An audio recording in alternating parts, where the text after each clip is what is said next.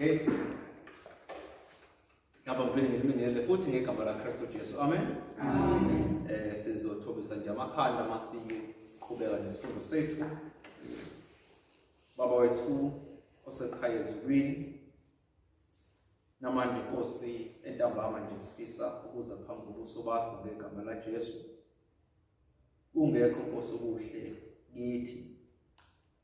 Wonke Nkosi kubonakala sengathi kuyimisebenzi emihle. Ingenxa Nkosi kaJesu nomoya wakho Nkosi ongcwele. Osilekelelayo Nkosi to even think izinto right. Namanje ke Nkosi ezwayo open izwi lakho.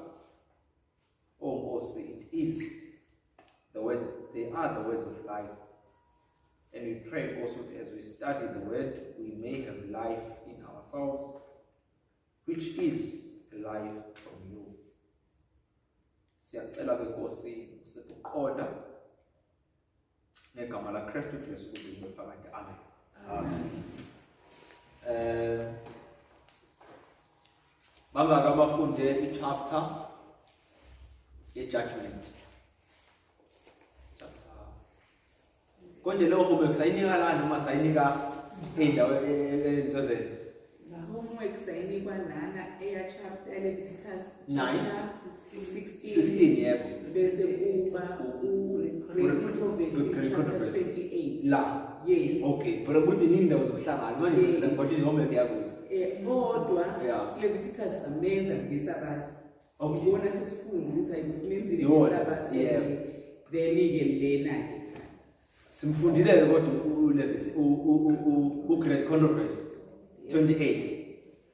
Yes, simlalelile. Great Controversy ka 1888 umbiza ngo investigative judgment. Great Controversy ka 1911 umbiza ngo facing your life record or facing the life record. But ama chapter i-content iyafana. What's GC 88? Yeah. But great. So Great Controversy i-version yabhala ngo 1888 because uba ne-version yabhala ngo i-upgrade like a second publication ngo 1911. But into yodwa simfundile. Yes. Sifundile. Yes. Phela faka beniyaphefezela. Simqoqile ephathini samfunda namlalela namanje size ngala sabe sakhedayo kodwa Okay, kuzoba mnandi ukufunda kwethu because I think we are doing part 3 with judgment today. I think sesingidlalile. What we'll be doing namhlanje we'll cover 3 things. Okunye sikukhavile ku part 2 last week. Sibuka the books ukuthi zikhona incwadi ku judgment and sabona ukuthi there is a book of life, but we want to also consider other books. We want to also see ezinye incwadi enokwenza ne-judgment. So something good Daniel. Mhlawumbe sambe ku-Revelation maybe vele sizospend isikhathi kuye namuhla isambulo chapter 20. Sambulo chapter 20.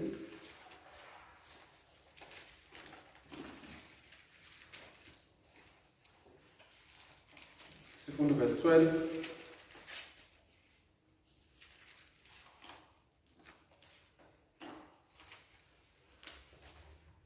Ngabona abafileyo abakhulu nabancane bemi phambi kwesihlalo sobukhosi, izincwadi zavulwa, nenye incwadi yavulwa ngeyokuphila, nabafileyo bahlulelwa ngalokho okwakulotshwe ezincwadini njengokwemisebenzi yabo.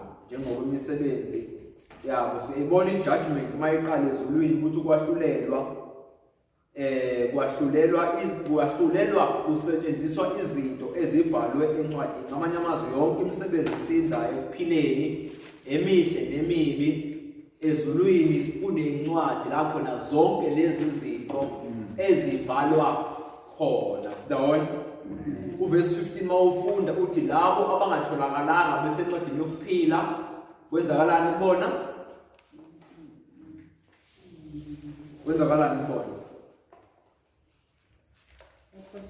uma ekhona ongafunyaniswanga elotshiwe encwadini yokuphila waphonswa eqibilani lomlilo. So we already know ukuthi ekugcineni kuzokwenzakalana. Kuzobe ne-judgment abantu abangatholakalanga bese encwadini yokuphila, lawo bantu bona abazobhubha. Lawo bantu bona abazobhubha. Okunye sikubona namhlanje but briefly won't spend isikhathi esiningi khona ukuthi i-judgment iqale nini bese sibuka i-time frame ka-2300 days. I think it's just 2 or 3 slides. But i-great controversy iyasikonfirmela, in fact, not a great controversy, but you selected messages, book 1, page 125. In 1844, our great high priest entered the most holy place of the heavenly sanctuary to begin the work of the investigative judgment. The cases of the righteous dead have been passing in review before God. When that work shall be completed, judgment is to be pronounced upon the living. So Daniel might want a vision of the Ancient of the Days sitting in his throne, and the one like the Son of Man, Law of All and the moon, as a public law, Dalaway 2. Basic talking what is our Daniel chapter 7, from verse 9. Uye 11. No motion out to 14. Is tomb and so Daniel at my shade, my vision.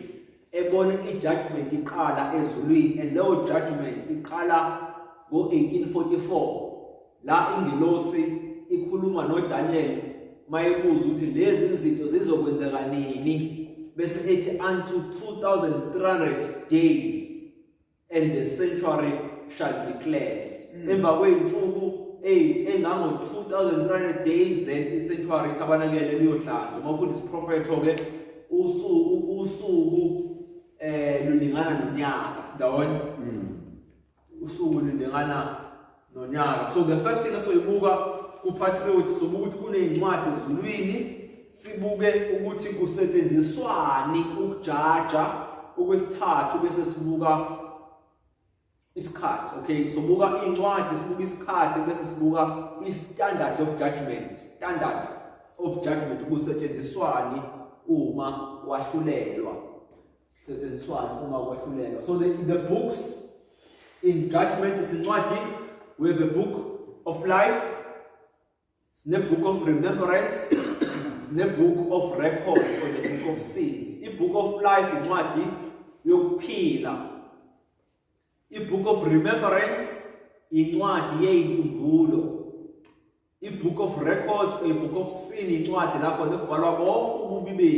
book of sin. Or the book of record. Ingelosi zibhala yonke into enokwenza nokuhamba kwethu. So you find ukuthi kunencwadi la khona ekubhala khona izinto ezinhle, kunencwadi lapho ekubhala khona into ezimbi, kunencwadi lapho ekubhala khona abamukele uJesu njengenkosi nomsindisi. Asifundeni ke lezi ncwadi sibuka i-book of life kuqala, if i-judgment ukuthi ziyavula incwadi kunani in the book of life. Amavesi lapho sithola khona i-book of life Revelation chapter 3 verse 5. Besifunda manje uRevelation chapter 20 uthi labo abangatholakalanga bese encwadini yokuphila baphonswa echibini lomlilo. So singawarasheka amaslide siwathola uthisha uzowanikeza. Last week futhi sifundile ngeBook of Life kakhulu. Safunda nje amavesi amaningana akhuluma ngeBook of Life. Asambeni namhlanje siyobuka incwadi ebizwa ngencwadi yenkumbulo, iBook of Remembrance. Asambeni kuba la chapter 3 verse 16 wakhona. And you will see ukuthi into ebhalwe kuMalaki iyakhulumisana nomlayezo wey'ngelosi ey'ntathu. Chapter 3 verse 16 wala kuMalaki. Sibuka chapter 3 verse 16 wakhona.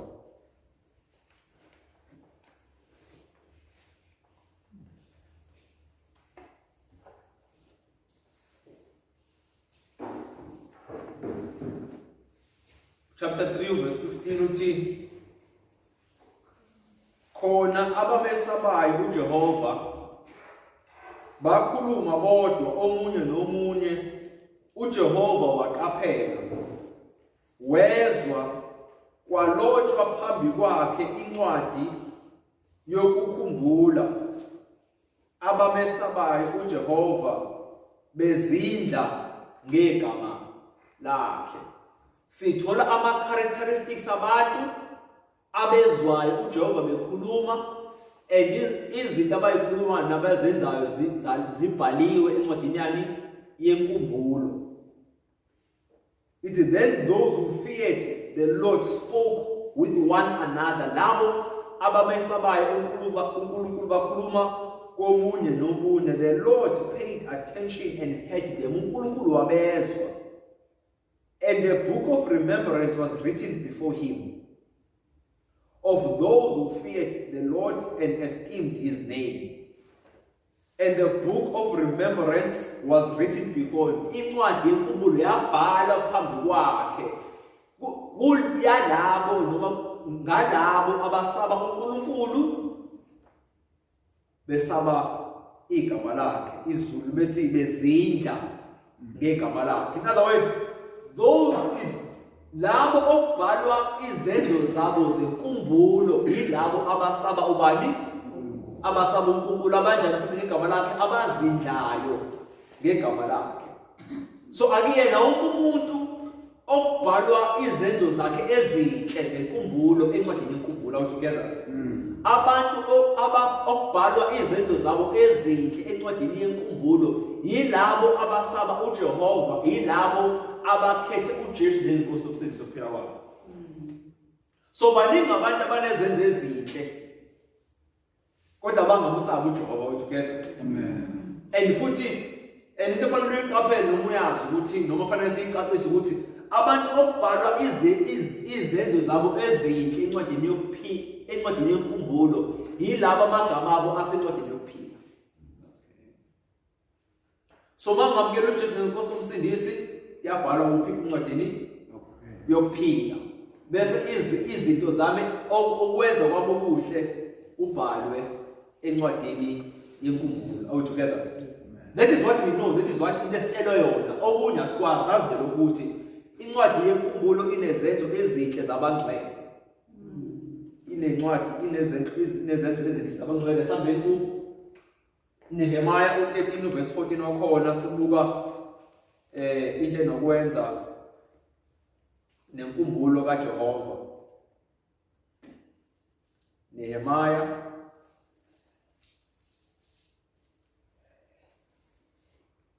chapter is 13 sifunda verse 14 wakhona. Uyangicashela ke Nehemiah.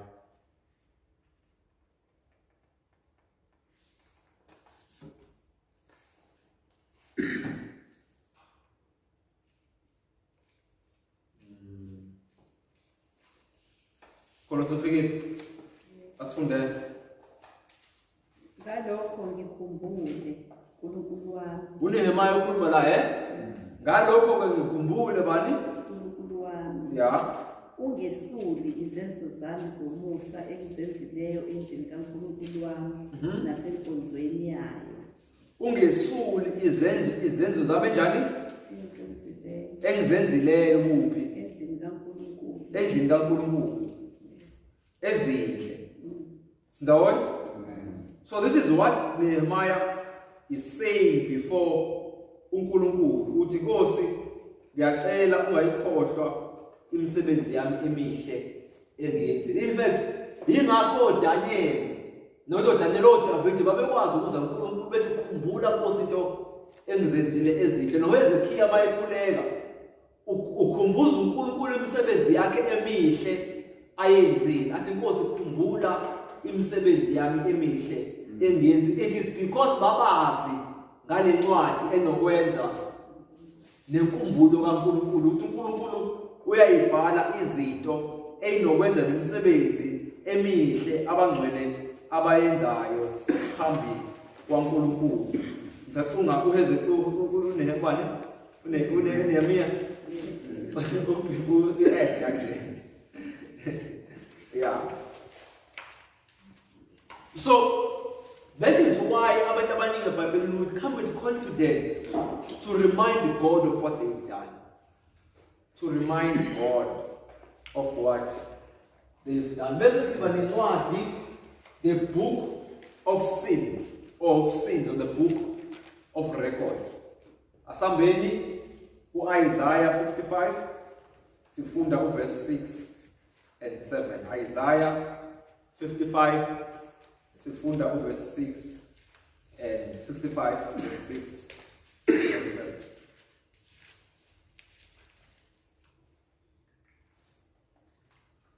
Behold, it is written before me, I will not keep silence, but will recompense, even recompense unto the bosom.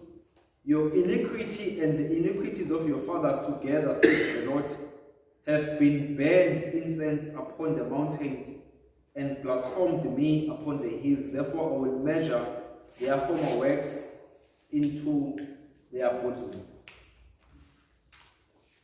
isiZulu ke ozosifundela ngesiZulu. Bheka kulotshiwe phambi kwami ukuthi angiyikuthula ngiyakuphindisela. Yebo ngiphindisele ezifubeni zabo. Ububi babo nobubi bawoyise kanye kanye. Usho uJehova. Abashisa impepho ezintabeni bangihlambalaza emagqumeni. Ngiyakulinganisa kuqala umvuzo wabo ezifubeni zabo. Uyayizwa? Uthi kulotshiwe uNkulunkulu phambi kwakhe yonke lemisebenzi yabo yokubi ilotshiwe phambi kukaJehova. All together.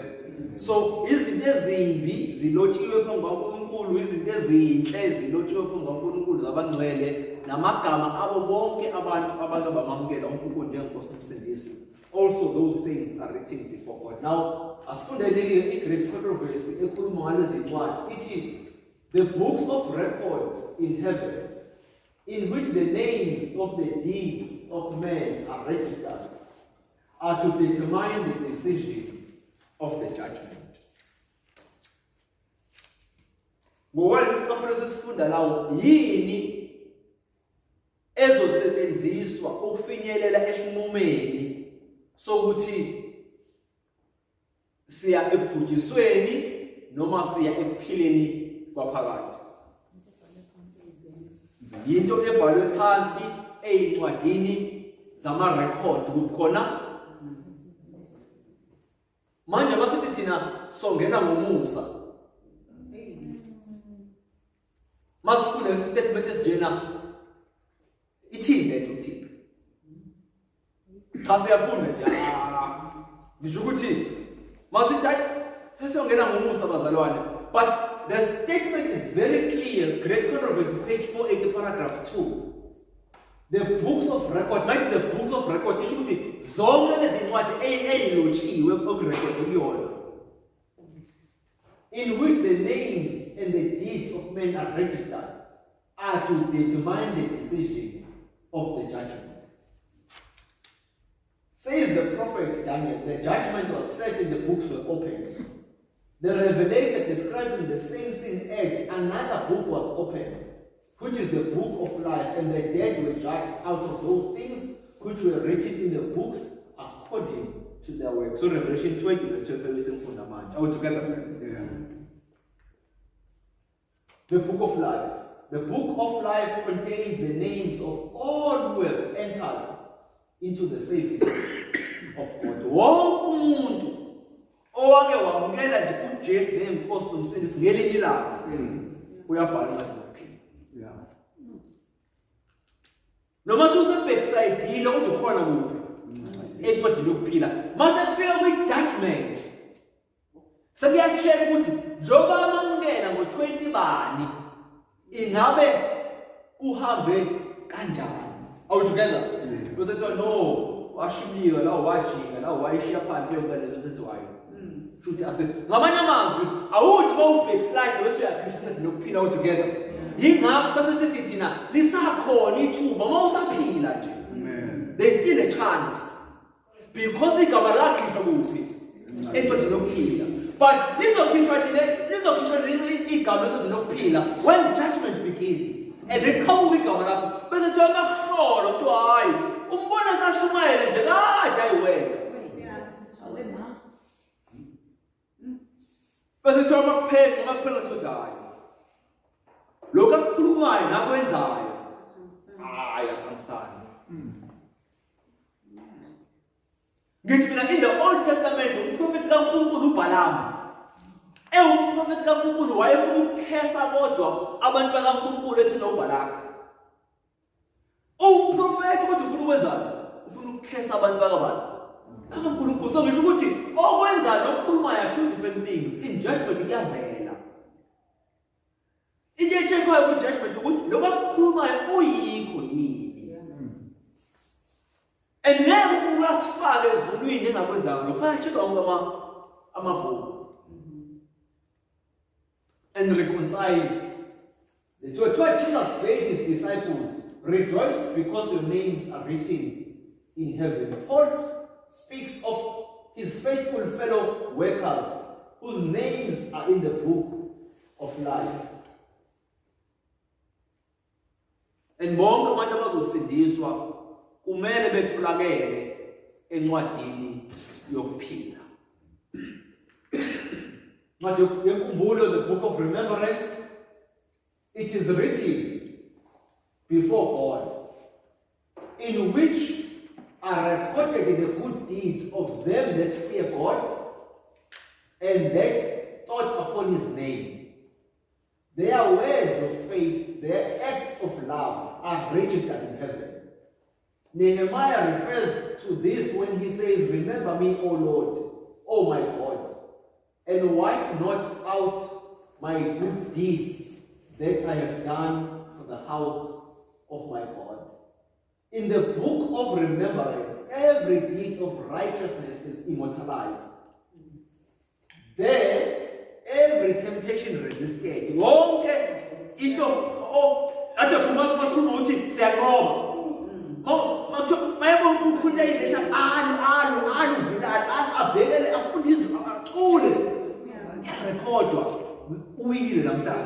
Victory. Ngithi mangale kumnandi le.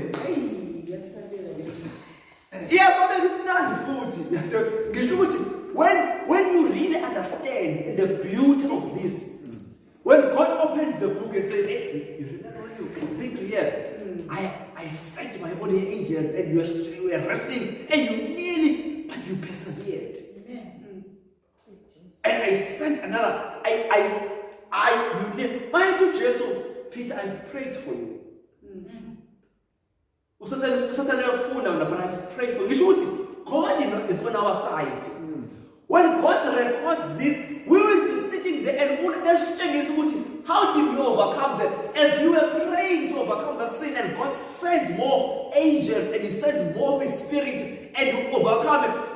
The angels are rejoicing when you overcome. The angels are said, is a particular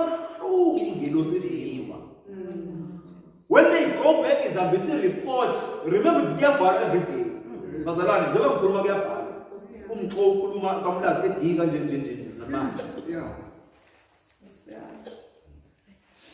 Everything is recorded. Not only the show you, but you know everything.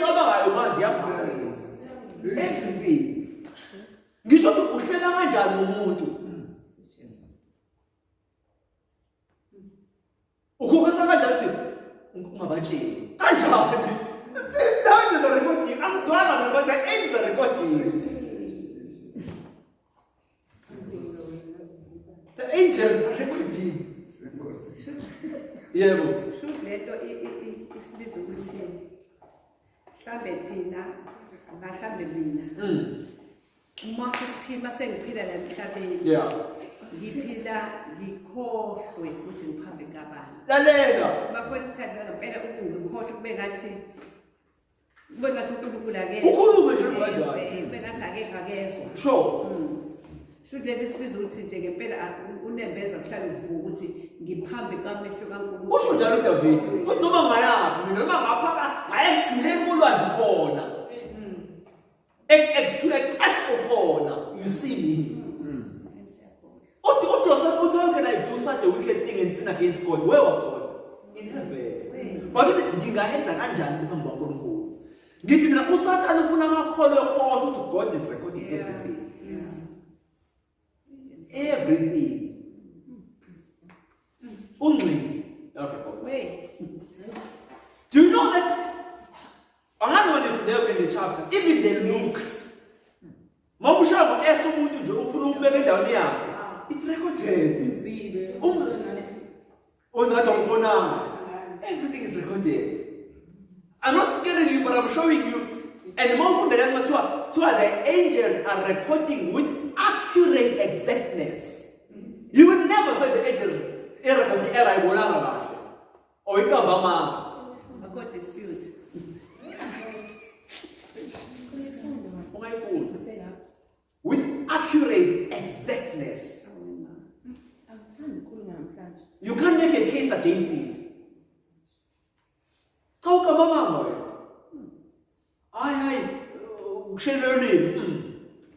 You blend.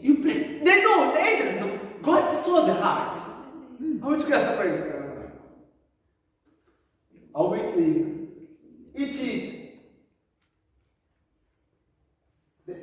Then every temptation resisted, every evil overcome, every word of tender peace expressed is faithfully chronicled. And every act of sacrifice, every suffering and sorrow endured for Christ's sake is recorded. About now, it's recorded. God is recording your suffering yabantu bakhe abafeyisana nayo ngenxa yegama lakhe. God records it. And God will say one day, welcome, faithful and persevering servant. Hey, I've never seen Jesus. I've never seen God. But I believe in Him. And God is saying, but what? Hey, we need to meet with this man one day. Because if face to face, I will meet myself one day. Because no man has important, but the reality of Jesus, I know. The reality of Jesus, I know. And not just say bad, because who Jesus we are born. Yes, when Jesus is born, wesifazane owayinikela odana babili. Benikela bonke, benikela imali ezinkulu. Nje uyabuka. Uthi babonile abanikele out of the abundance. And no one nigga uJesu uyabona. Ebazalwane. Thathe kungekho kanjani. Yebo. Wena uJesu uyazi. God sees it. Ngisho ukuthi mina mawugqoke ekuseni ugqoke ukuze esabatheni. Mawuswekela thina uJesu uyabona. Amen. Ngisho ukuthi ungasho nje ukulungisa ukuthi bese bebahle bazalwane se uyisholo nje ukuthi but uJesu uyabona ukuthi yindaba wena ekuseni nje ugqoke manje he knows it. Ngisho ukuthi all that is recorded in heaven. Mom, ngifuna clarity la. Angifuna controversy. yeah, Kodwa ngifuna clarity la kulamabhuku. Ngiyabona ku-book of life usukuchazile. yes, Book of remembrance. Book of remembrance kubona ngathi urekhordele ukuhle. yeah, Kwalabo abamesaba uJehova nesizwe sabo sonke. that's correct, Book of records, book of iZulu. yeah, Kuyangena la. Lapho bese confessa, ngiyarepenta, ngiyashisa kodwa sesirekhodiwe. yeah, Ubhalwa ukuthi ngixolelwe la noma iyasuswa straight yonke. Siyalapha. Olwandle lokosiyayo. kahle ngolwa. Amen. Yabona abantu bathanda ulwandle nokuphosa olwandle olujulile ayikho. Hayi. Boy understand. Lotho uyi-understand ukuthi esho ukuthini, nothi i-applya nini. Ayikhulumi nje, ayisho lesiyishoyo thina. Asifunde kahle lapho sofika la siyakhona. Sisalana lithisha Okay. manje. Bazalwane akusukele ekseni nje uze kufike namhlanje, uze kufike manje. Yeah. Ngibuka ukuthi uma ingelosi ibhala Yeah. ikuphi la ngithile khona mina ngathi wila ngingafuni ukwenza into ephambene noNkulunkulu. Makubhala each and every act, thoughts, looks nazo zonke lezo zinto. Yeah. Libophi phela. Wena zazi zabhizi ingelosi zibhala into engaboni nengazi nokuthi iyabona ziyayenza nokuthi nje hayibo usiyami. And remember, ingelosi ezinye izinto azizazi. Ezinye izinto azizazi. Yabo? So yona izothi khona into afika ithenga wabhema ibhalwe cigarette. Ibhala lawo nje eyibonile. Ngisho ukuthi angels do not know evil. Abanayo language ka-evil. Oh yeah. Ithini lesinayo? Anjile sakhe sihlahleni. Sase sazi evil. Sasazi good and evil. Ingelo saziwazi evil. Zazi good. So mayibhala zibhala exactly what they saw. uJesu wazi-interpreta lokho. Yebo, uthe nqa. Ungqazi wazi kusho ukuthini. Ngisho ukuthi zibhala nje lento. Ngisho ukuthi remember ukuthi mina mangakutshela into uzoyi-interpreta ngendlela oyazi ngayo. Asiyazi into zibhala into ezibonile. That is why zibhala with accurate ngoba zibhala with-detail. uJesu uzoyidecoda leyo nto. Oh, okay. Lokhu ukuthi ngoba uyakwazi ukuthi singakho uJesu ezala wazoyitaste leyo mpilo.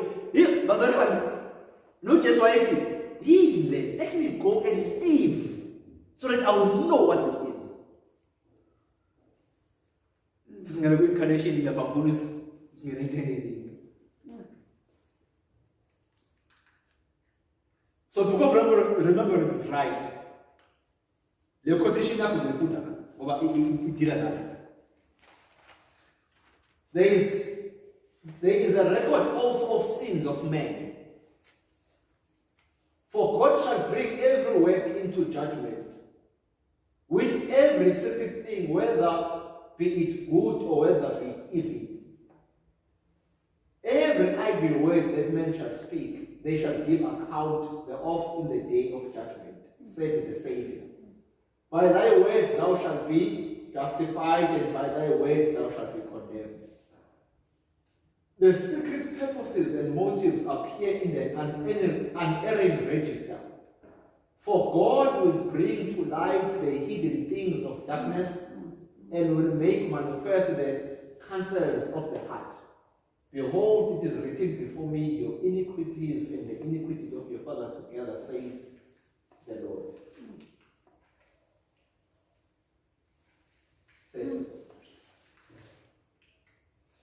There's another book that I would want you to read in context of judgment. In Christ Object Lesson. I'll confirm the chapters, but talent, the parable of talents. So someone was given 5 talents, someone was given 2 talents, someone was given 1 talent. I think on 1 or 3, 2, 1 talent. Go study that chapter in the context of judgment. You will discover that time is a talent, money is talent, influence is talent. uNkulunkulu uzosijaja even nge-influence esibe nayo kwabanye abantu. That will be judged. Ingakho khona abantu abakwazi ukukhuluma abantu vele belalele bayenze leyo nto. uNkulunkulu has given those people that kind of influence.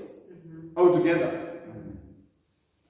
Ingakho sometimes indlela ama-celebrate mayegqoke kanje namhlanje, everyone else next week uzobe egqoke kanjalo. I-influence then. You will be judged in the influence oyi-exectile kwabanye abantu because you were supposed uNkulunkulu ukunike influence ukuze u-exert a good influence. Ube nomthelelo omuhle kwabanye abantu. All together. But ngenxa yokuthi usebenzisa umthelelo omuhle kulayikunika wona wawusebenzisela ububi, God will judge you.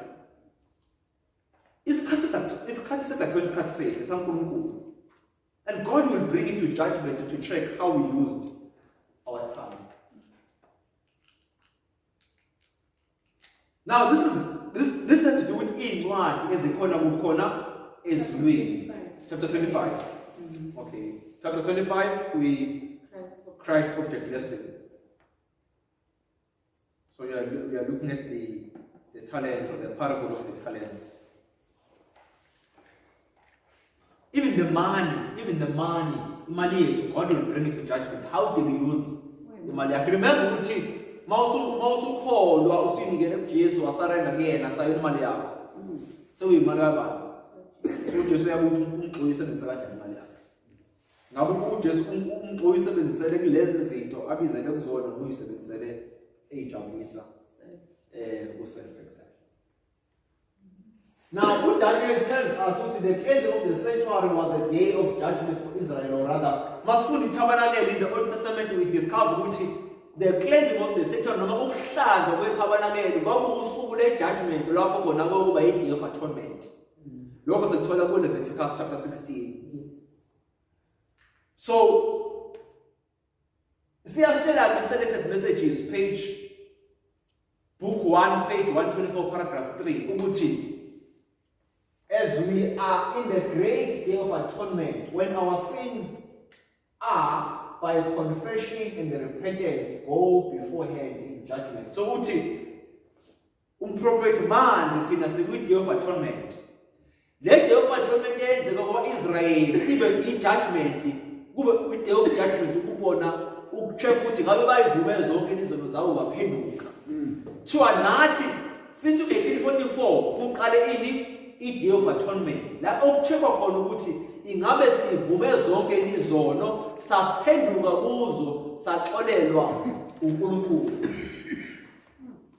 Awufuna amagama amnyama kuthiwa, but Satan has been seeking gradually to rob this message of its power, that the people may not be prepared to stand in the day of judgment. USathana akayifuni ukuthi kufundwe ngalento. Ufuthi sibe ngama-program usenze ukuthi but esingakhumbuzani ukuthi manje judgment is happening in heaven. As for the dead, yeah. But it will move from the dead, continue to the living, and you do not know when. It can move from the dead to the living while we are singing Holy, Holy. You see where? And you don't even mean the Holy, Holy you are singing, you are just singing because you have a beautiful voice. And the judgment comes. It may not be that it comes when you are saying Holy, Holy. Judgment has already begun for you. Because every dead person enters into judgment. Who should die in Hebrews? As you die, the next thing is judgment. Noted, sir. Yes, judgment is ngowavela sifunda something chapter ngowavela yes nokuthi ukwazi kwami according to ukufunda la besikade sifunda khona uthiwa nje ijudgment iqalile ubona bonke abantu even abaphilayo uyayibona leyo nto angazi nomkhona yini umuntu oyikhumbulayo into enjalo ukuthi ngazi ukuthi nje ijudgment noma ngasho nje kodwa akucaciswa ukuthi ikuphi kanjani. Yes. Awunako bekungabi clear engqondweni zethu ukuthi ijudgment ihamba kanjani. Okay. No, bekubekwa ku clear. Bekubekwa clear ukuthi ngoba baphila mhlawumbe njengoba ngihleli nawe nje la ngeze isegamela lakho manje yayibona as if so manje sengifuna ukudideka ukuthi how come kube ukuthi ngoba ngiyayithola leyo ukuthi osefile phelile ngayo vele there is no change ayikho into esengashintsha yona then judgment uyena iqalile noma kuyena ophilayo osenokwazi uba ne chance yokuphila uyabona clarity ngidingayo lapho that's one ngiyazi sike kwashiwo ukuphindela and then nokuthi kulaba uyaphila lona uyengisazi ngisho philayo ke manje uyaphila ngifuna ukushilo that is nalaba okwaziwayo nalabo uNkulunkulu azi ukuthi lo there is no way ukuthi vele sengaba ne change sengashintsha ngiyazi ukuthi ayisayifuna into efana njengale so okay, I can't comment on the last one because it's only God who knows. If ever there is a group enjalo ethi lo ngeke esashintsha. As much as it's not I don't think there is a group ekanjalo uNkulunkulu akasitshelanga lutho ukuthi khona igroup ekanjalo athi lo ngeke esashintsha myekeni. There is always hope for a sinner so long as esaphila. Even there was hope even for uFaro. In fact, how do you see ukuthi sakhona ithemba ubona ukuthi uNkulunkulu athumele ingceku zakhe kulo muntu? So long as uNkulunkulu esathumela ingceku zakhe kulo muntu, isakhona ithemba lokuthi lo muntu angashintsha. All together. But nayi kodwa ke into ebuhlungu ngokuthi kuthunyelwe ingceku zaNkulunkulu kulabo bantu acabanga ukuthi uNkulunkulu basangashintsha. The more uzwe iqiniso and the more iqiniso ureject, the more inhliziyo yakhe iqina. The more uzwe iqiniso, the more inhliziyo yakhe iphila, the more inhliziyo yakhe iqina. The more wazi iqiniso ungaliphili, the more iqiniso lilahlekelwa amandla ekuphileni kwakho. All together. Now uNkulunkulu uyazi ukuthi that is an automatic process. The more you reject iqiniso, the more you move away from him.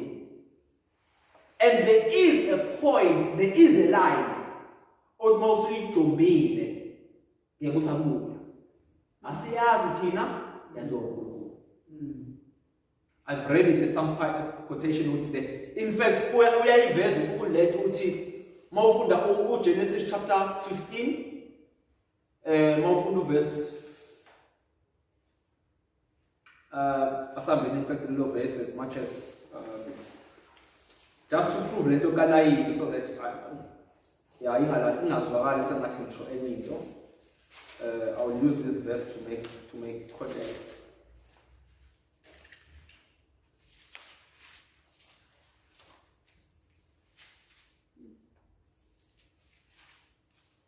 So sifunda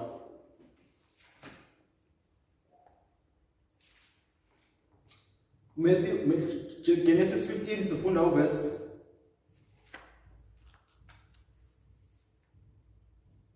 sikala verse 13 siya ku verse 16. Iverse silifuna uverse 16 but ukuze siqonde ukuthi kwenzakalani la hlala uverse 13. Uthi uNkulunkulu ukhuluma noAbraham ukhuluma ukuthi bazoya ezweni lokugqila beyogqilazeka khona. Bese bayaphuma kodwa after a particular generation. Uthi and he said unto Abraham, know assuredly that thy seed shall be a stranger in the land that is not theirs, and shall serve them, and they shall afflict them 400 years. And also that nation whom they shall serve, them I will judge, and afterward they shall come out with a great substance. And thou shalt go to thy fathers in peace, and thou shalt be buried in old age. Verse 16 actually, but in the fourth generation they shall come hither again, for the iniquity of the Amalekites are not yet full. Utububi bama Amori abuga.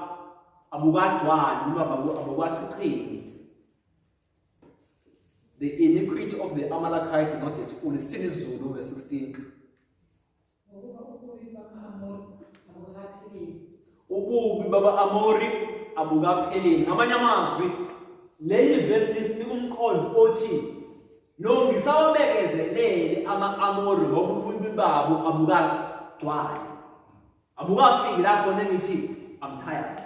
Sengikhathele. So it's fine awaqhubeke. But ngoqondo ukuthi uNkulunkulu mayesakunika ithuba ikhona izinto esokuzenza ngoba efisa ukuthi unjani uphenduke. eNineve is a good example. Uthumela uJona ukuthi baphenduke bengaphenduki bazobhubhisa. So uNkulunkulu akambhubhisa umuntu engaluthumelelanga ulwazi ngaye nangensindiso.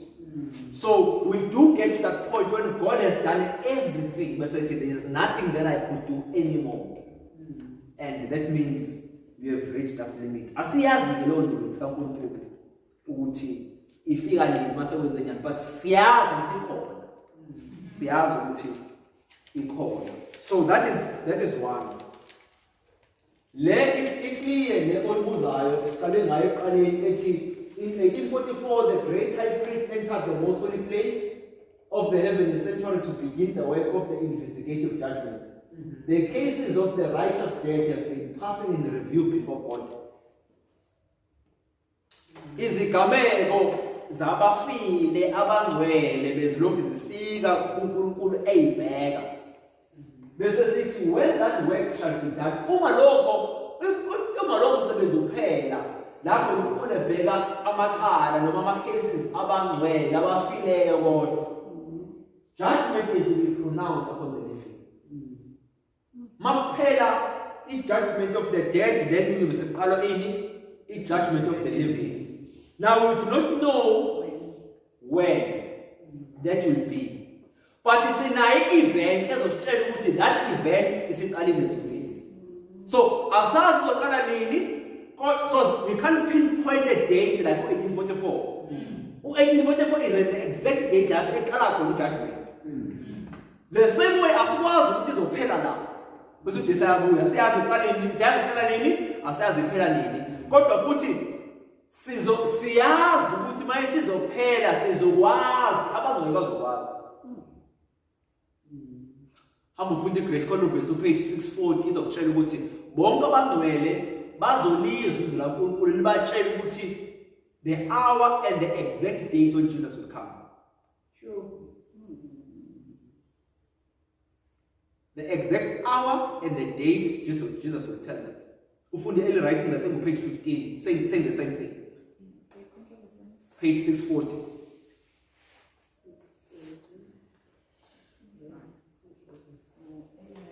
Early writing is page 15. So sinama events asitshelayo ukuthi uJesu uyabuya, sibe nama events noma ne-event esitshelayo ukuthi ukwahlulelwa kwabaphilayo sekuqalile. Sidawona? And because ufuna sizama ukucover this material namhlanje.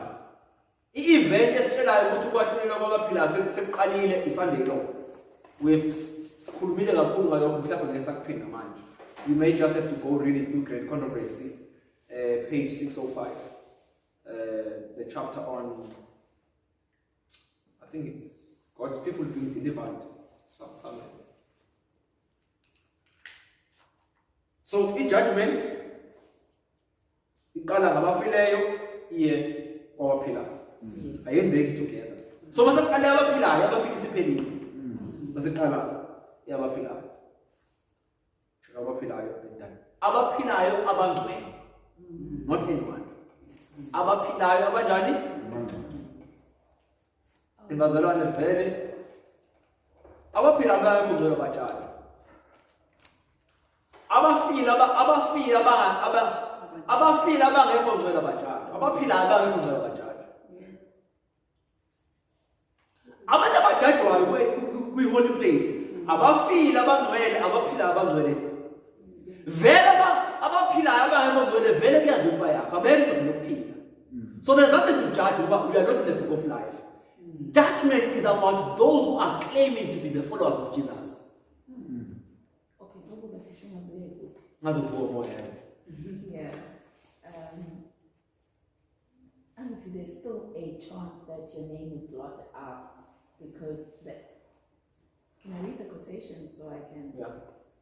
Okay, then okay. Some of the questions are covered here in this study. This is the chart of time when the judgment began. Because there was prophecy esinikwe yona Daniel chapter 8. Ega 2,300 days. After 2,300 days, then the sanctuary shall be cleansed. Then the sanctuary shall be cleansed. Ukuklenjwa kwethabanakele uqala kwe-judgment.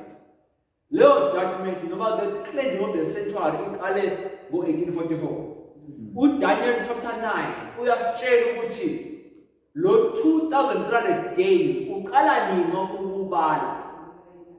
And masubala lapho uqala khona, lapho uphela khona kuthiwa unto 2,300 days, then the sanctuary shall be cleansed. So makuthiwa lo 2,300 days uqala la, kusho ukuthi lapho uphela khona uqala ini? Uqala i-cleansing of the sanctuary, uqala i-judgment. Yingakho insali masistadisha leso siprofeto siyakwazi masistadisha bese sifika ngo-1844 lapho esithi khona qala i-judgment manje. Omina babethi no uJesu but uNkulunkulu mayembulela uAram Edison. Wathi no. Bengakhona lethi bengasho ubuya kwaJesu kodwa bisho ukuthini? Bisho ukuthi i-judgment iyaqala ekhaya ezulwini. We won't deal with the time deeply because safuna understand the content ye-judgment. Then we can come back to prove its card so how accurate is the church Lamasabata on pinpointing its judgment to starting 1844 altogether. So I don't want you to be lost in the numbers. I'm focusing on the actual content of the judgment. So the judgment is now passing in the century above. For many years, this work has been in progress. Soon, none know how soon it will pass to the case of the living. In the awful presence of God, our lives are to come in review. Great Conference is repeating the same thought for night. So, now we are dealing with the standard of judgment. We are dealing with the standard of judgment. uNkulunkulu usebenzisani to judge us? uNkulunkulu usebenzisani to judge us? Let's go to the book of Romans. Let's go to the book of Romans.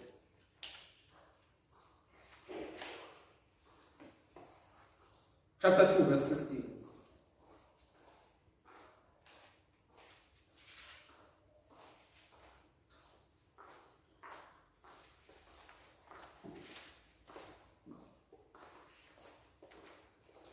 And there are many verses that you can add.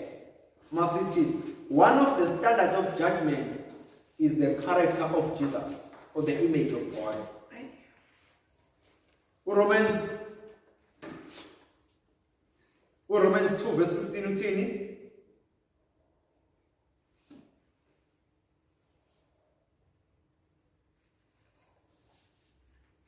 Uthini bazelana? Undwathola maslide. Azizathola. Ngosuku uNkulunkulu akwahlulela ngalo okufihliweyo abantu ngokwevangeli lami ngoKristu Jesu.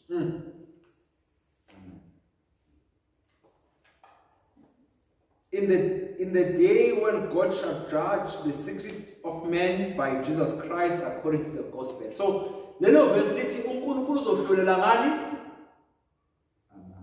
Uzohlolela abantu ngani? Uzohlolela abantu okufihliweyo kwabantu ngokwevangeli lami ngoKristu Jesu. Ngokwevangeli lami ngoKristu Jesu. So, mayehlulela uNkulunkulu uzosebenzisa ivangeli lakhe ngoKristu Jesu. Are we together? By Jesus Christ according to the Bible, according to the gospel. So, uNkulunkulu uzowahlulela ngoJesu ngokwevangeli. So, for instance, ivangeli lithini? Yabonakala ngoJesu Kristu lo. So Christ uses Jesus Christ as the standard of judgment.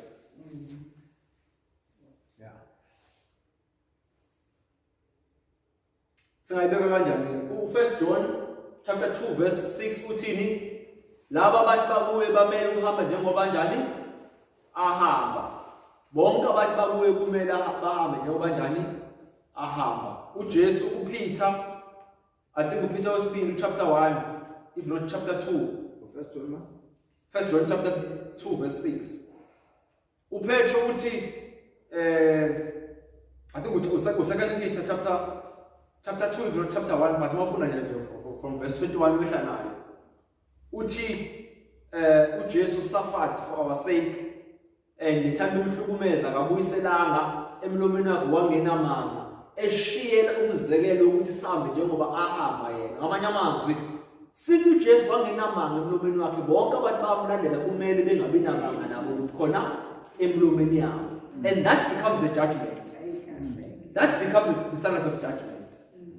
Ukuthi njengoba uthi ulandela le ndoda ibingenamanga, le ndoda ibihlonipha, le ndoda ibithanda kanjalo wena ungenakho le ndoda ethi unakodwa ukuthi ulandela yona all together.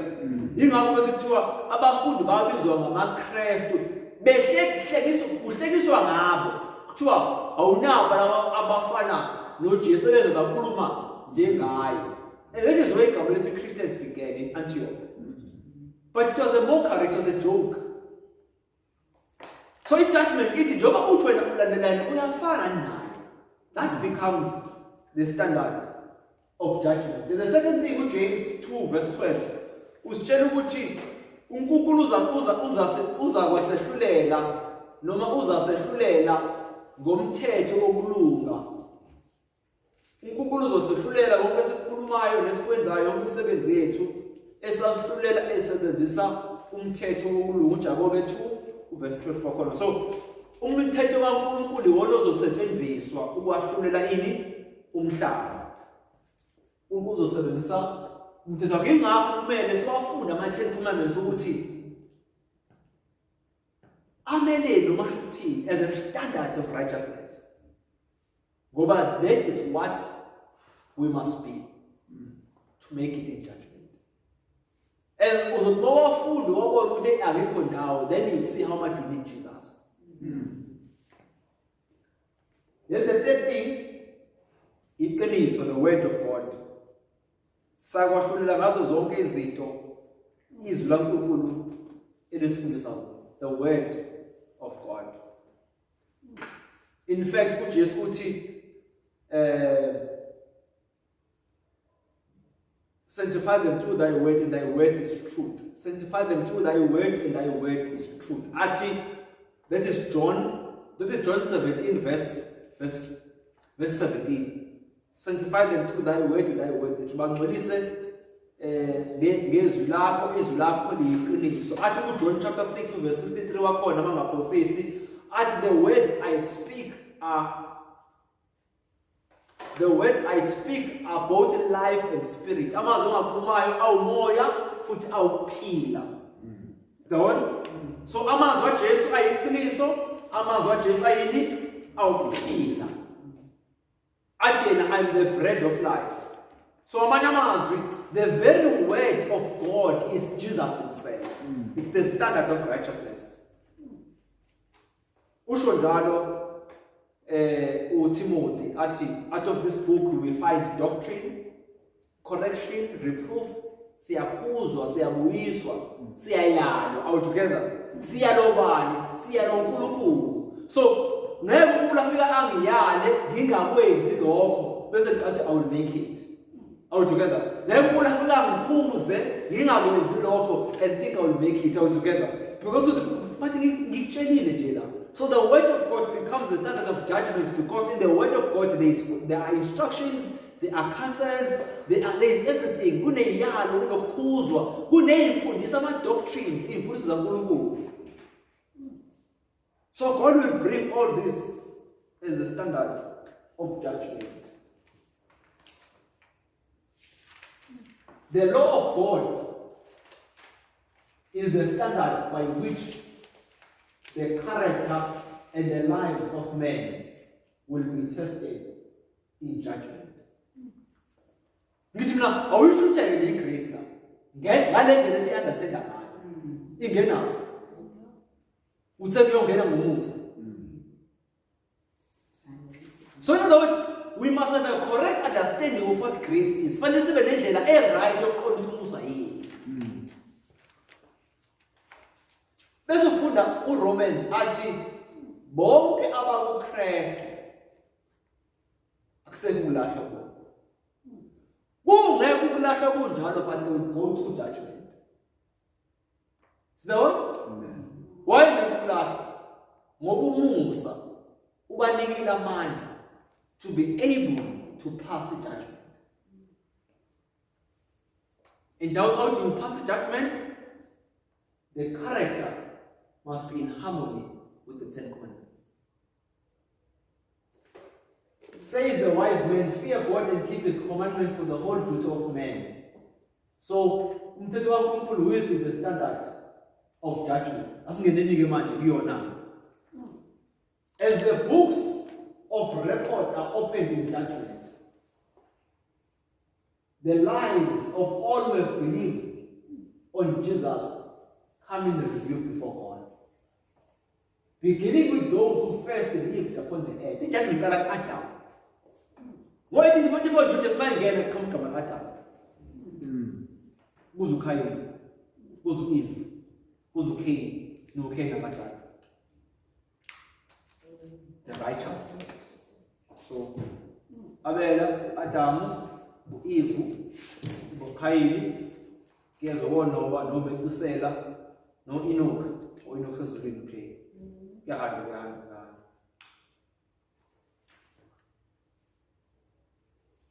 Beginning with those who first lived upon the earth, our advocate present the cases of each successive generation and those within the living, and closes with the living.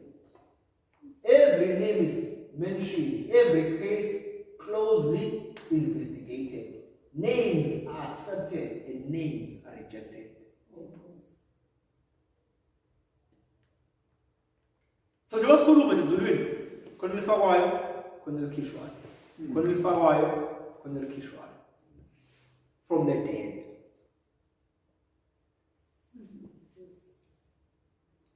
When any have sins remaining upon their books,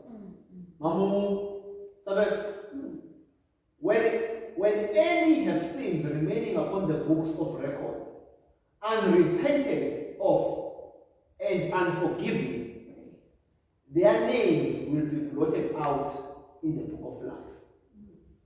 And the record of their good deeds will be erased from the book of God's remembrance. Uyakholwa ungena kwi-book of life. Wenza izinto ezinhle ungena kwi-book of remembrance. Izono zakho zinjani la ziyaxolelwa. Kodwa makutholakala ke mase kufika igama lakho bese kuthina kukhona isono futhi osenzile kodwa njalo wena.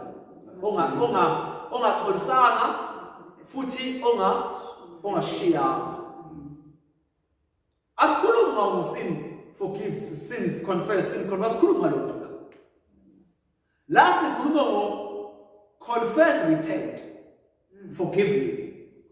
Confess, repent, forgive me. Hayi nje ukuphuma izoni njalo mosulala. Athi ngithulule into yakho. Hayi asikhuluma. Uyithatha. Ngakuthatha. Kodwa kunamandla egrace athi mina ngakusiza ngiyinqobo le. Yes.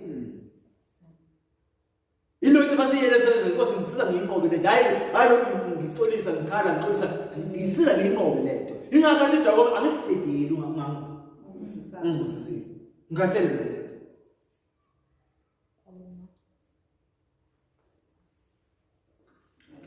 So it's clear the question. Amen.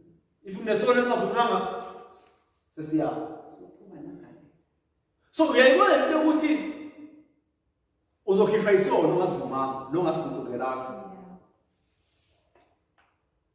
Hayi ukuthi azikho izinto ezenzayo. Cha yini into ezenzayo ukuthi ngani ichifoza. Elodwa. Just one. Kabula uAdam nowathi isithelo kuye. Hayi futhi ayike. Baphuma.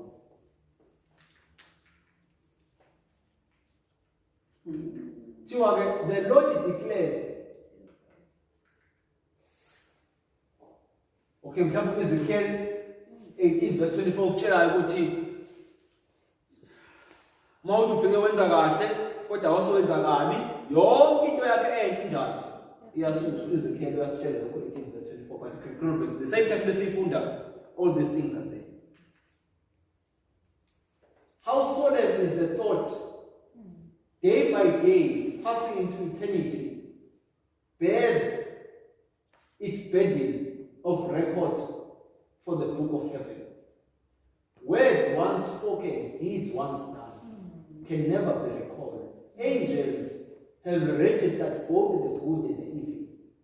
The mightiest conqueror upon the earth cannot hold back the record of even a single day. Our acts, our words, even our most secret motives, all have their weight in deciding our destiny, for well or woe. Though they may be forgotten by us, they will bear their testimony to justify or condemn. ungakhohlwa ukuthi ungaphili ezulu libhaliwe.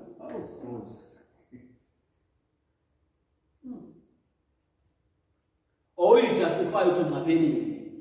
Cha ezulu libhaliwe. Ayongisukeleli. Bese ngenxa yokuthi ungisukelele bese ungaxolisi. And repent because you feel justified of into eyenzile. Ngisho izo leyiningi eyingabhaliwe pardon of forgiveness ilezo thena bawuzenza wafika sengathi ujustified ukuzenza. And because you feel like you justified ukuzenza awupholisanga. Noma ulindelele ukuthi azoxolisa. As the features of the countenance are reproduced with an unerring accuracy on the polished plates of the artist, so the character is faithfully delineated in the books above.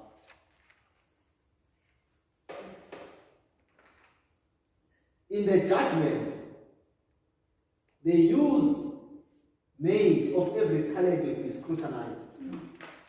How have we employed the capital lent us of heaven? The money and the talents that we have.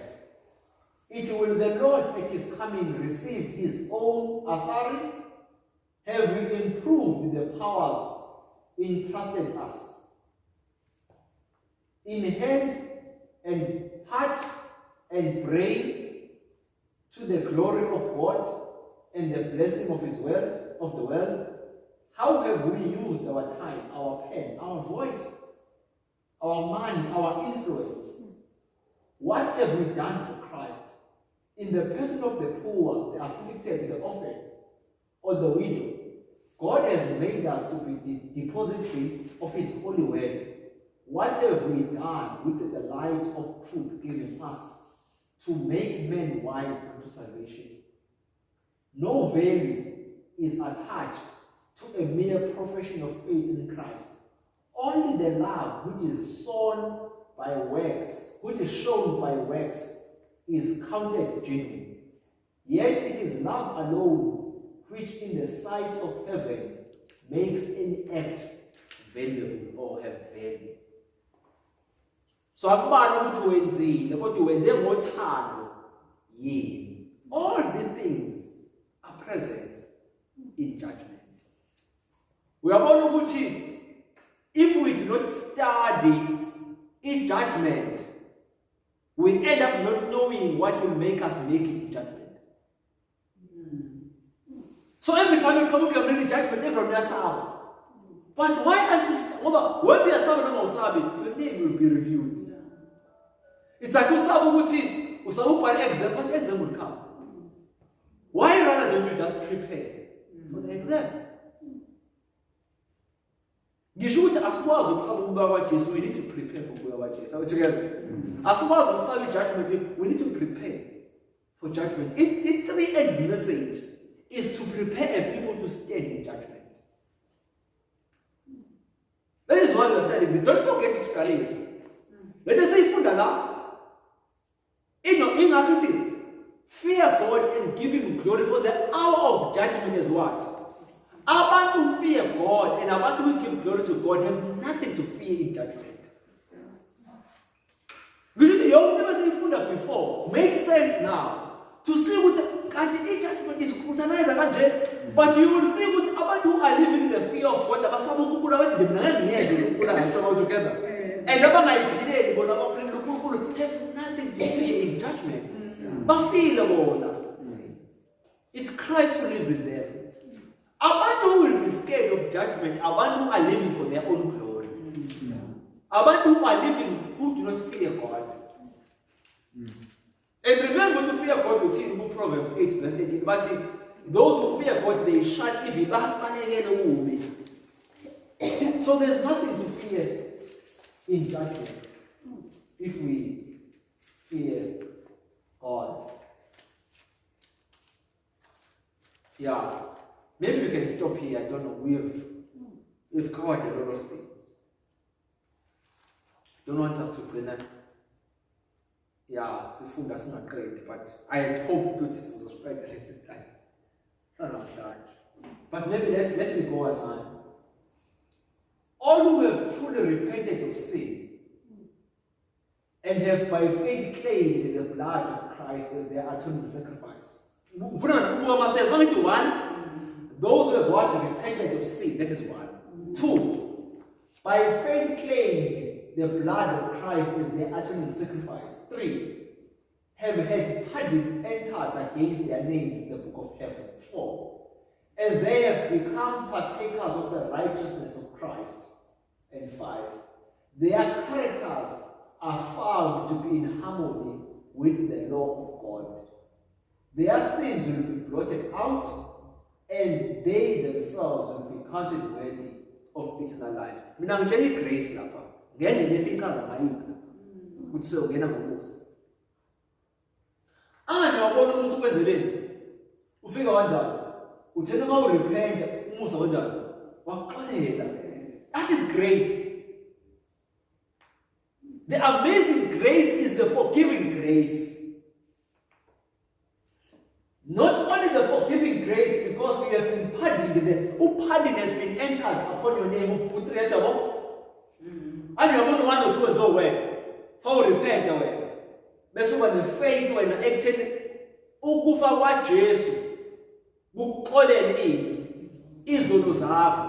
Futhi ukufa kwaJesu nempilo yakhe ikupha amandla wena okuphila impilo engcwele. Let me show you 3 lokuthi have pardoned against their name. U4 bese uthi as they have become partakers of the righteousness of Christ. Babe ingxenye yokulunga kukaJesu. Umusa lo wanikezwa ukulunga kaJesu wambathiswa khona wanikezwa amandla aJesu. Stone? And then we will study between the homework yakho as a student, study imputed righteousness and imparted righteousness. Imputed, I-M-P-U-T-E-D. Imputed righteousness. I-M-P-U-T-E-D. Imputed righteousness. Bese ufunda into ekuthiwa imparted righteousness.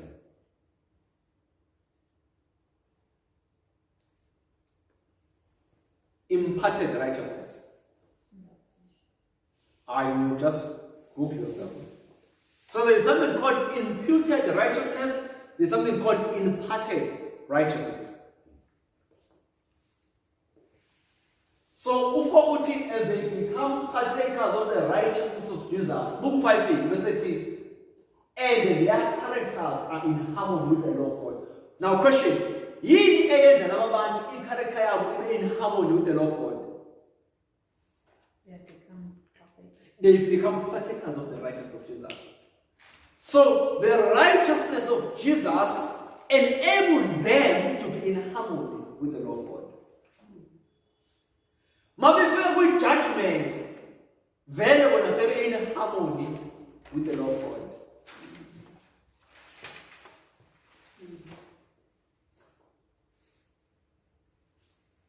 Said Jesus, he that overcometh the same shall be clothed in white raiment. Now, the reason why it's harmful and imputed and imparted righteousness is because those who overcome are what? Are clothed with a white raiment. Oh, but people remember choosing to be short. Kodwa futhi they became partakers of the righteousness of Jesus.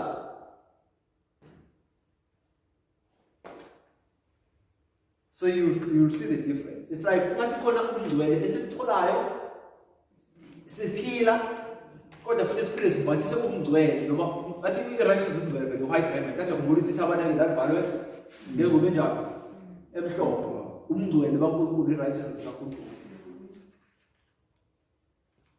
But they is imparted and they is imputed.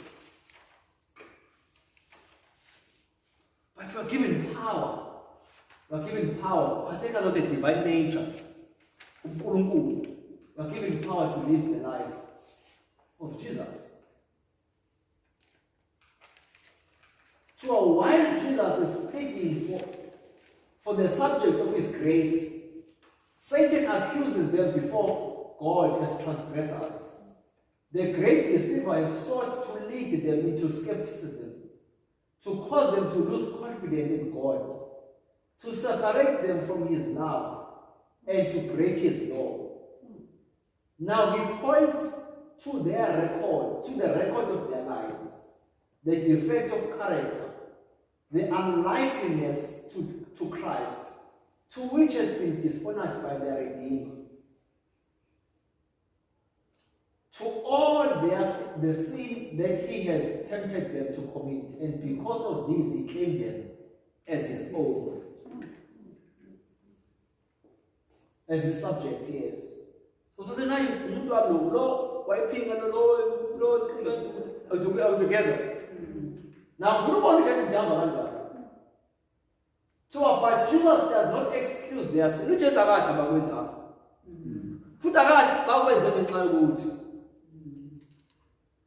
but shows their penitence and faith and claims.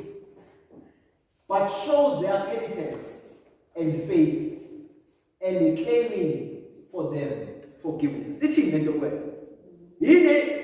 You know, all understand that it's all Satan, he needs all Jesus.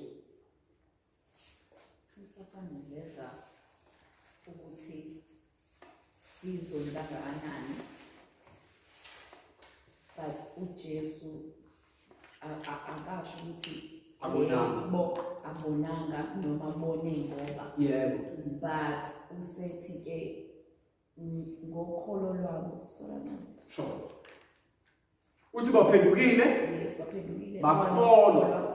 Yes, and they also claim forgiveness. And bakholelile. Ingapho senze iBhayibheli othi akanaso kunjani. Wonke umuntu wonile. Anithi wonke umuntu uyona. Lithi wonke umuntu unjani. Ngamanye amazwi you don't have a perfect record. And not just when you figure futhi akakho umxo right. Uthi umxo wabubhedile uwonile, but umxo uxolisi. And umxo futhi uphendukile. uJesu ukhona nombaba wakhe, an advocate. Ebazalwane mina ungangidefend mina. Yes, not Jesus defender. Advocate. Unamaphu wonke. Athi uyena. Akhona nombaba wakhe. Uye baba umxo. And umxo futhi uyakholwa umxo ukuthi ukufa kwami kwamenzela yonke kwamxola. And futhi umxo uyakholwa ukuthi njengoba ngafa mina ngangifela yena ukuze yena engabesafa. Uyakholwa, hayi uyakwazi, uyakholwa. And umxo is looking forward to meet us. He can't wait. He deserves the robe of righteousness. Ngisho ukhuluma kanjani uJesu ubhizi nesiqatha?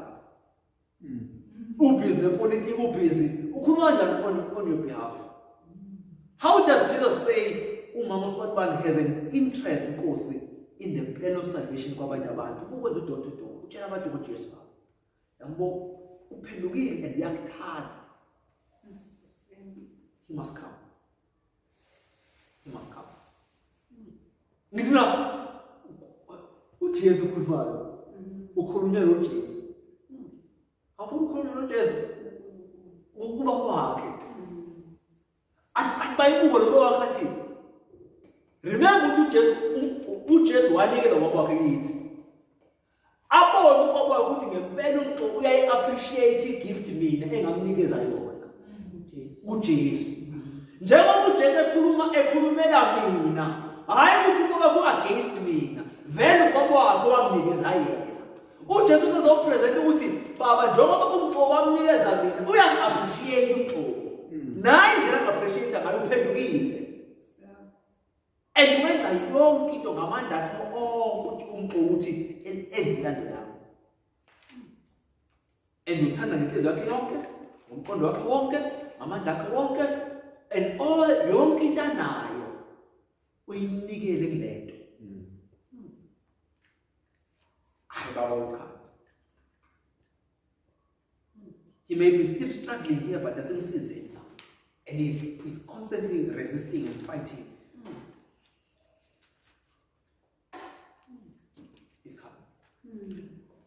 Ngithi uJesu on our behalf. Every name aqhamuka. Ayawahamba nathi wasiyaye. And when sadness uJesu alikhipha. Ngithi mina it's not a fun process for Jesus to remove someone's name in the book of life. Forever dead. And mind you, Jesus promised the no, this name must remain. Eight of the angels are joyful.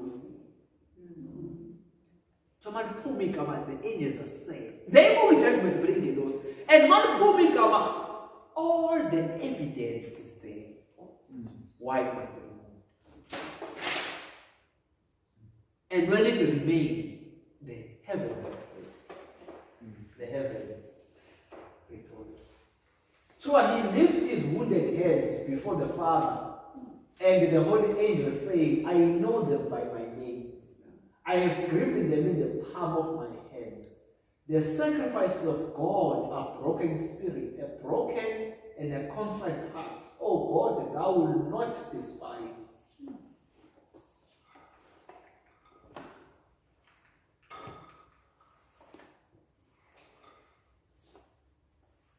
So Christ will clothe his faithful ones with his own righteousness, that he may present them to his Father a glorious church, not having spot or wandering or such a thing. This is the perfect record. Those who make it, then Christ clothes them with his own righteousness. But in the Kaya, Christ will then clothe the faithful ones with his own righteousness. But how we move?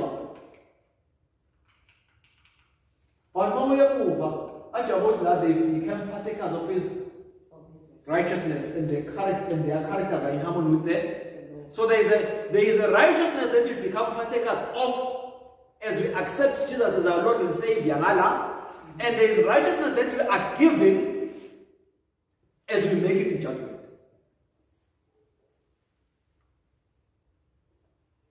And that is the difference between imparted righteousness and imputed righteousness. The imputed righteousness is the perfect record. And the imparted righteousness is the grace of God, the divine nature,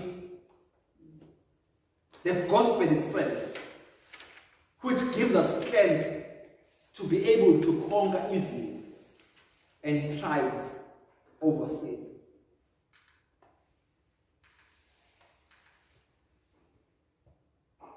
Now in closing,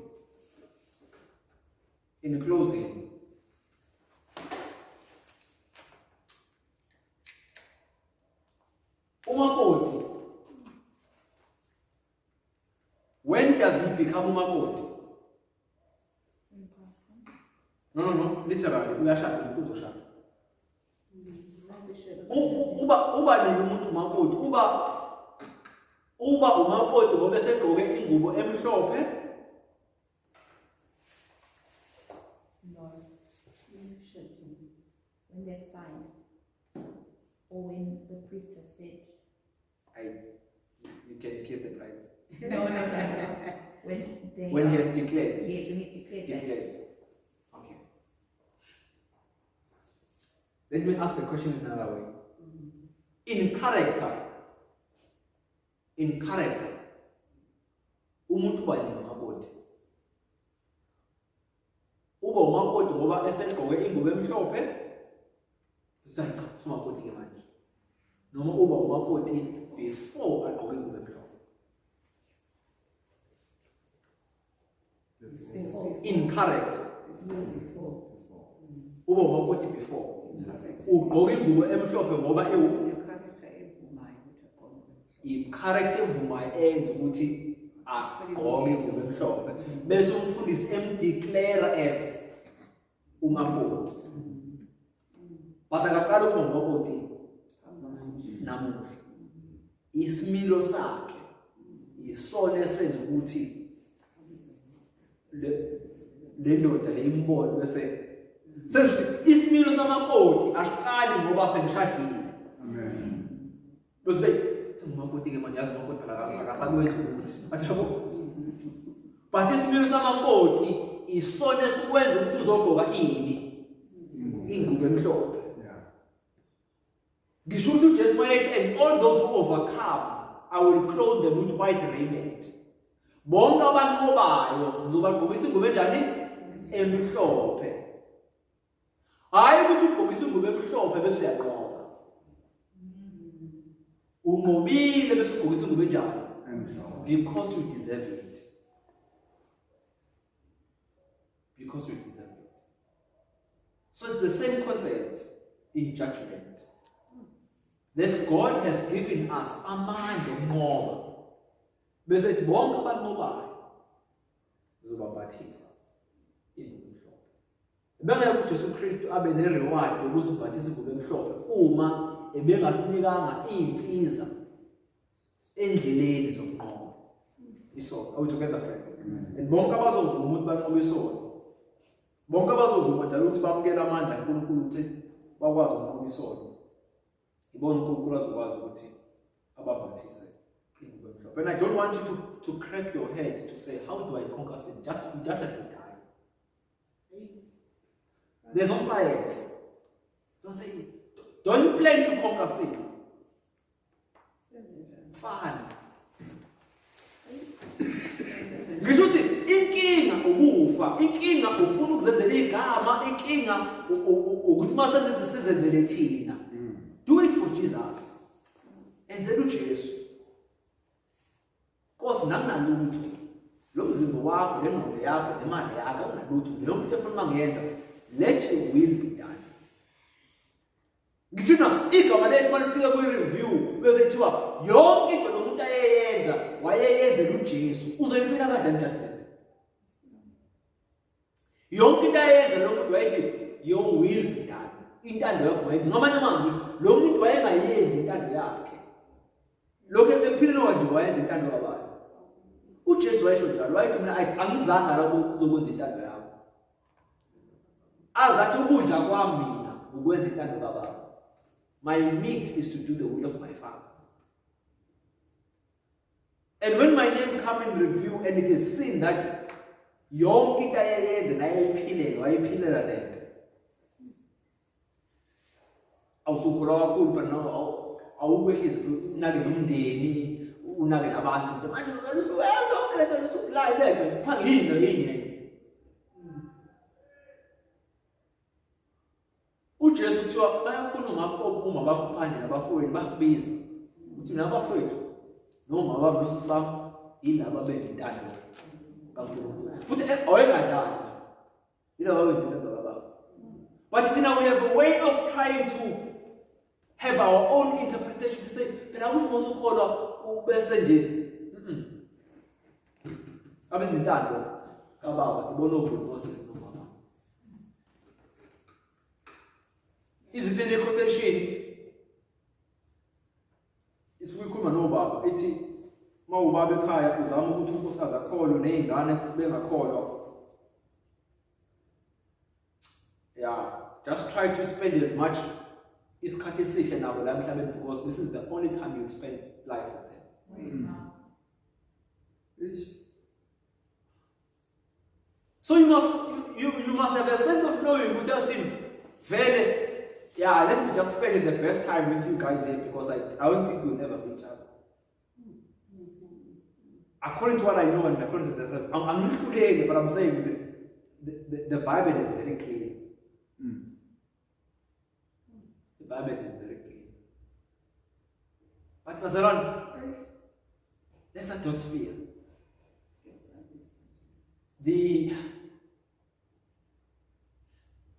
The one who is standing in judgment on our behalf as our advocate, which is. And which is merciful.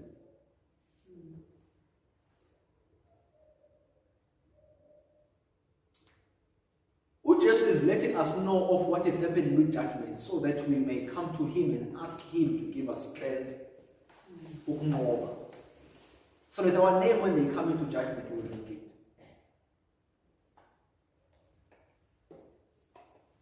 Yeah, and within his grace is sufficient. His grace is sufficient. Maybe let's pray. We'll take comments and questions afterwards.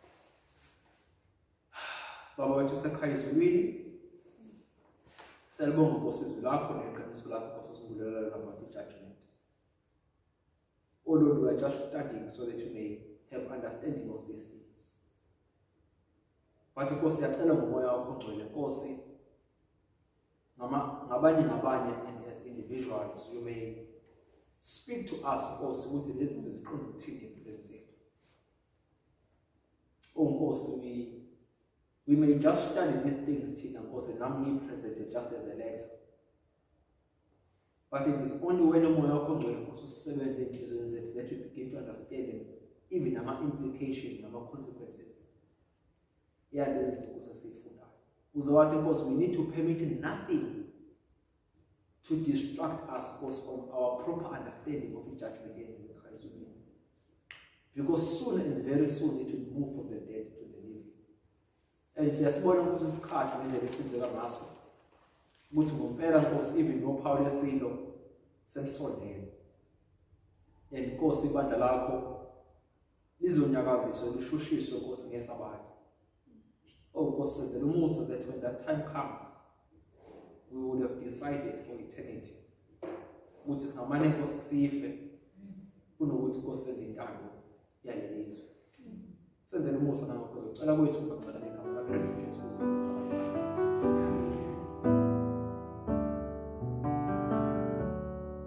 And as for me, I will behold thy face in righteousness. I shall be satisfied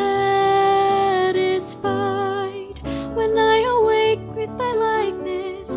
I want to be